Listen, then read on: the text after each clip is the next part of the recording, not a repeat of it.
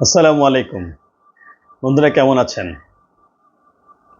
আপনি কি কাউকে প্রশংসা করতে চাচ্ছেন? অর্থাৎ কাউকে প্রশংসা করে তার আপনজন হতে চাচ্ছেন?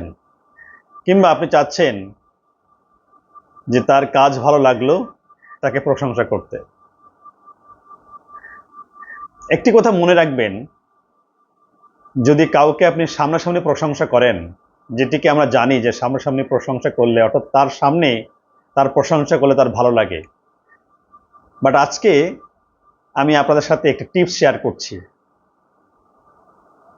কাউকে প্রশংসা করে যদি তার মনে স্থায়ীভাবে জায়গা করে নিতে চান বা আমরা জায়গা করে নিতে যাই, তাহলে প্রশংসা করা উচিত তার কোনো বন্ধুর সাথে, তার কোন আপনজনের সাথে।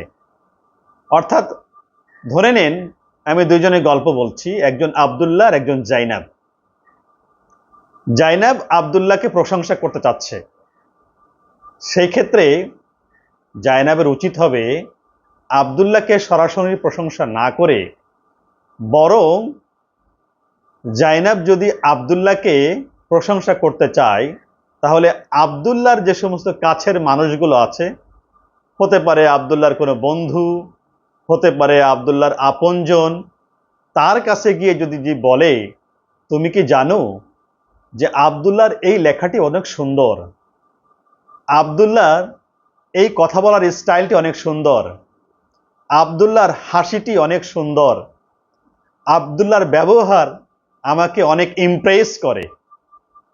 এই যে আব্দুল্লাহর বন্ধুর কাছে কিংবা আব্দুল্লাহর আপনজনের কাছে আব্দুল্লাহর প্রশংসা করা হলো, এর মাধ্যমে নিশ্চয়ই আব্দুল্লাহর বন্ধুটি কিংবা আব্দুল্লাহর আপনজন আব্দুল্লাহর সামনে গিয়ে একটা সময় গিয়ে বলবে, আব্দুল্লাহ তুমি কি জানো জাইনাব তোমার সম্পর্কে এই ধরনের একটা প্রশংসা করলো, এই ধরনের একটা অভিব্যক্ত দিল, এইভাবে একটা পরামর্শ কিংবা এই ধরনের কথা বলল, যেটি আমাকে খুব ইমপ্রেস করেছে।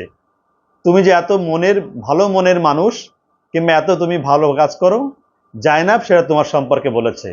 তখন দেখবেন আব্দুল্লাহর মনে জাইনাবের জন্য যে স্থায়িত্ব লাভ করবে, আব্দুল্লাহর মনে জাইনাবের জন্য যে ভালোবাসা তৈরি হবে, সেটি সামনাসামনি করলে এই ভালোবাসাটি তৈরি হতো না।